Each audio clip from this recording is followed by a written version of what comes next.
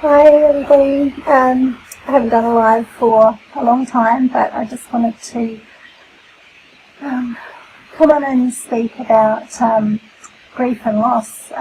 We heard today that our Queen Elizabeth II, has passed away, and that may be triggering for some people who are struggling with loss in other areas.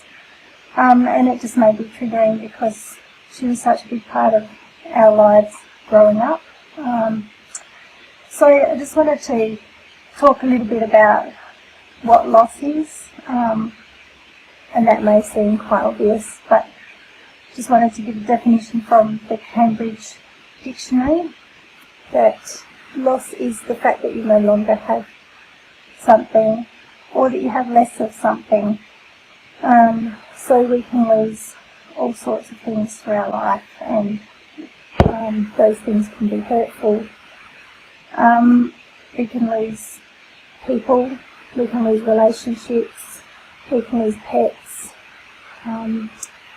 we can lose a person who has an illness that changes their personality. Hey Ryan. So we can also lose hopes or dreams. They're also classed as losses that we can grieve. We can lose our innocence, our freedom, our health. We can lose a job, and people lose their homes in natural disasters or through acts of crime as well. So, and also, there's a big housing crisis at the moment, so people have lost security in that way as well. So there's a lot of cause there for grief, and grief is a really heavy sadness that people feel, especially at the death of someone. But we're becoming more educated around different types of grief. So there's grief. We can grieve the anticipation of losing somebody when their health is really ill, and we know that their life is coming to an end. And grief can become quite complicated if we're not able to process that. And I think in our society, especially in people from European backgrounds, we tend to not process grief exceptionally well. That's a very broad brush stroke, I realise that, but I know that other cultures tend to express their grief and have extended periods of mourning where they will act out their grief in ways of, wailing or song and dance, or different prayers that they pray to work through the emotions that come up. And I don't think we really have that in our European background. So to mourn is to really express that great sadness that we feel, and so learning to do that can be processed. So if there are things that you're feeling like you're not able to process, or you're not sure how to go through a grief process, please feel free to reach out. If you'd like me to contact you, you can put #call in #call in the comments below, and I'll be happy to reach out to you if you'd like to go through some grief counselling. And if it's a crisis and you're feeling like you're really not coping, feel free to call Lifeline. Their number is 131114, or Beyond Blue. Their number is 1300 224 636. And Kids Helpline is also a great resource, which is 1800 551 800. So I wanted to go on and talk about the stages of grief. We often think about grieving as a process, a fairly linear process, and I just wonder if I can bring up a picture. I'm just going to see if I can share. Just not sure if I can do that on a live. Alright, so I'll just run through. There's a grief curve that we're familiar with. I'm just going to hold it up to the screen. So if you can see that, the grief curve is a fairly linear process, and you can see on the other side is my experience. So grief, we know it can be quite messy, and it's not linear, and there's no formula, and there's no pressure to go through those stages at a set rate. It can be back and forth. One day you can be feeling like you're getting on top of things, and then you go backwards the next day. One moment you might feel like you're okay to laugh. The next moment you might be overcome with guilt for laughing.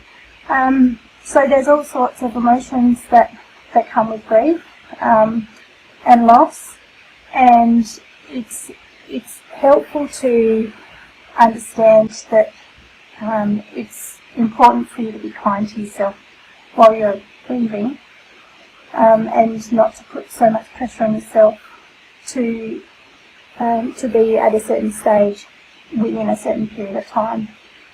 And the other thing I'd like to just touch on is what's not helpful to say to the person who is grieving. So we know that people who have pets will often hear the comment, you know, it was just a pet.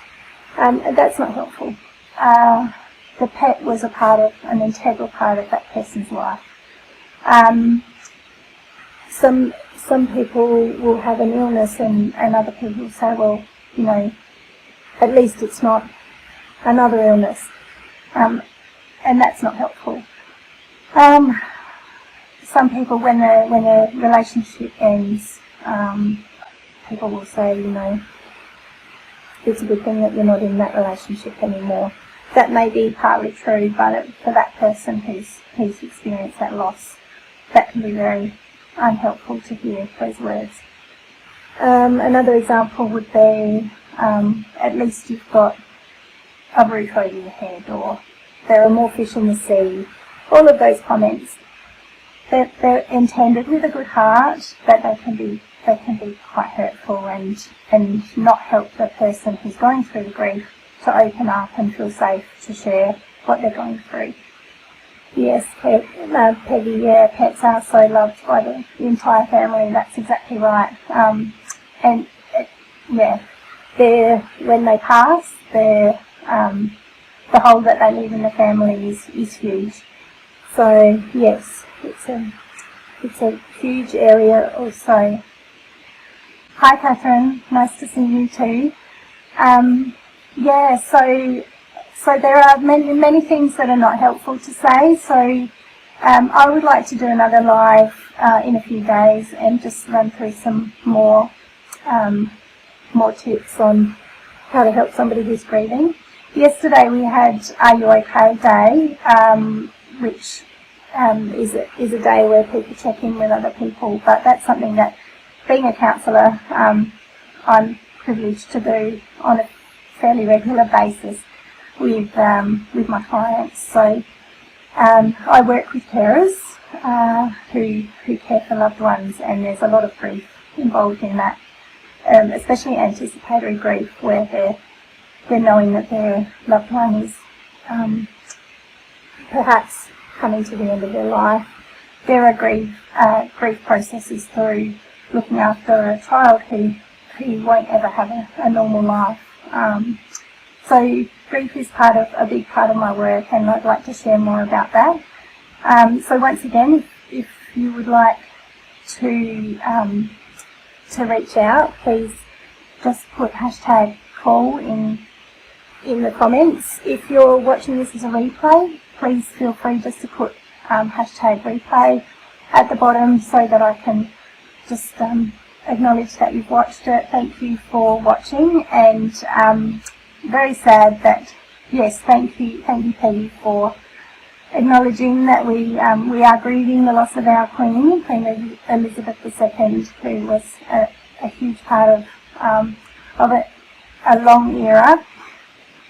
And this is the motivation for this video, to realise that a lot of people around the world are grieving, and so I'll check in a couple of days, and hopefully this video can be helpful for those of you out there who are struggling and perhaps being triggered by Queen Elizabeth II's death, and that may be compounding some other grief that you've experienced.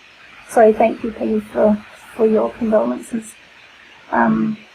She'll certainly be missed, and was an amazing leader, and somebody who we looked up to, because she had such such integrity. She was really a very exceptional person, and she was very devoted to her role. She knew the importance of it. So we hope and pray that our King Charles will honour that role as well and take up his mother well. So thank you very much for watching, and thank you for joining. For those of you who've joined, really grateful. Yeah, thanks, Catherine. Yes, helping kids through grief is definitely an area that I can talk to you more about, for sure. Yeah. All right. Thanks so much for watching, and I'll check in a couple of days. All right. Thanks, everybody.